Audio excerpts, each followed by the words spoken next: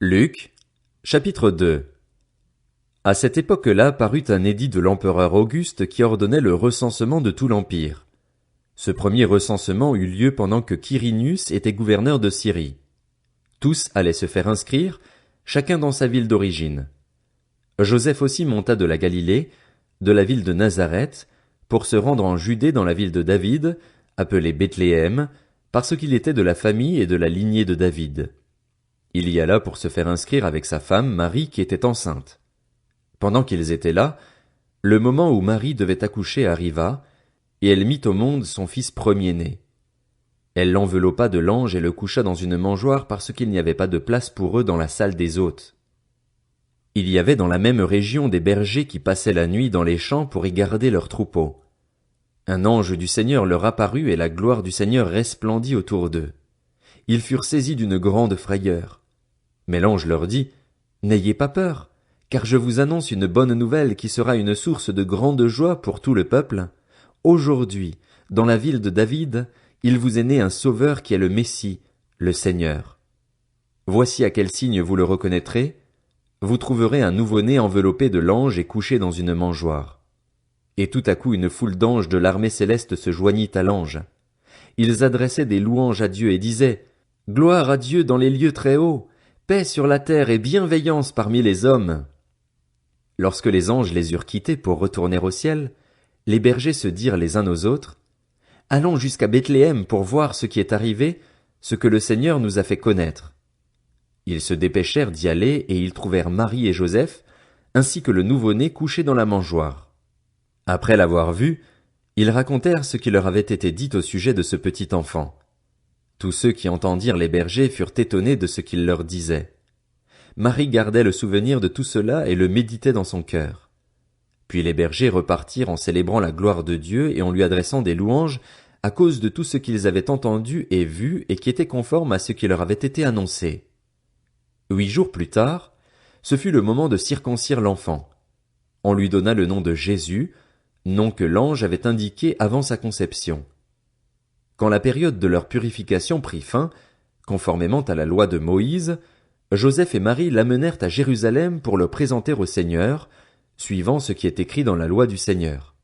Tout mâle premier-né sera consacré au Seigneur, et pour offrir en sacrifice un couple de tourterelles ou 2 jeunes pigeons, comme cela est prescrit dans la loi du Seigneur. Or, il y avait à Jérusalem un homme appelé Siméon. Cet homme était juste et pieux, il attendait la consolation d'Israël et l'Esprit Saint était sur lui. Le Saint-Esprit lui avait révélé qu'il ne mourrait pas avant d'avoir vu le Messie du Seigneur.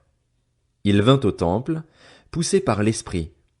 Et quand les parents amenèrent le petit enfant Jésus pour accomplir à son sujet ce que prescrivait la loi, il le prit dans ses bras, bénit Dieu et dit, « Maintenant, Seigneur, tu laisses ton serviteur s'en aller en paix, conformément à ta promesse, car mes yeux ont vu ton salut, salut que tu as préparé devant tous les peuples, lumière pour éclairer les nations et gloire d'Israël, ton peuple. » Joseph et la mère de Jésus étaient émerveillés de ce qu'on disait de lui.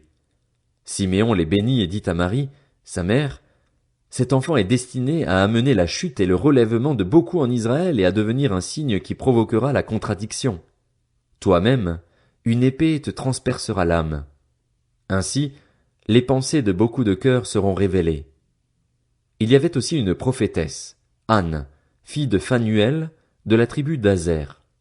Elle était d'un âge très avancé. Elle n'avait vécu que 7 ans avec son mari après son mariage. Restée veuve et âgée de 84 ans, elle ne quittait pas le temple.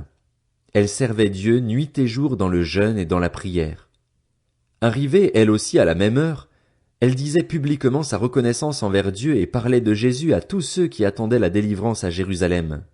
Après avoir accompli tout ce que prescrivait la loi du Seigneur, Joseph et Marie retournèrent en Galilée, à Nazareth, leur ville.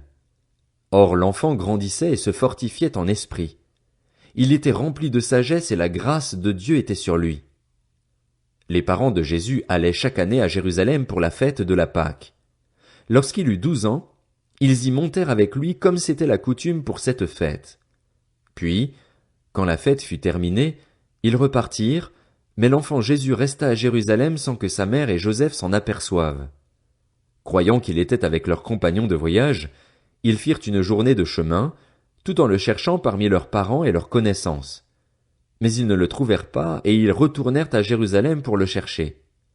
Au bout de 3 jours, ils le trouvèrent dans le temple, assis au milieu des maîtres. Il les écoutait et les interrogeait. Tous ceux qui l'entendaient étaient stupéfaits de son intelligence et de ses réponses. Quand ses parents le virent, ils furent frappés d'étonnement, et sa mère lui dit, « Mon enfant, pourquoi as-tu agi ainsi avec nous? Ton père et moi, nous te cherchions avec angoisse. » Il leur dit, « Pourquoi me cherchiez-vous?